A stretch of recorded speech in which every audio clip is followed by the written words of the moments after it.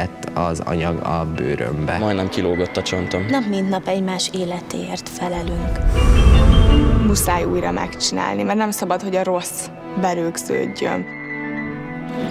Akkor vagyok boldog, ha az embereknek olyat tudok mutatni, amit előtte nem hittek, hogy ilyen lehetséges.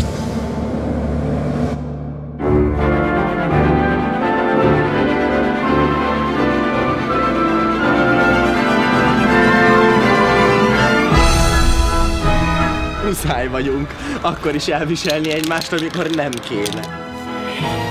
Igaz, hogy a bohócok a magánéletben sokkal inkább komolyabbak, vagy sokszor magányosak. Az, hogy valaki az életével játszik, miközben történetet mesél, azért nem egy mindennapi dolog.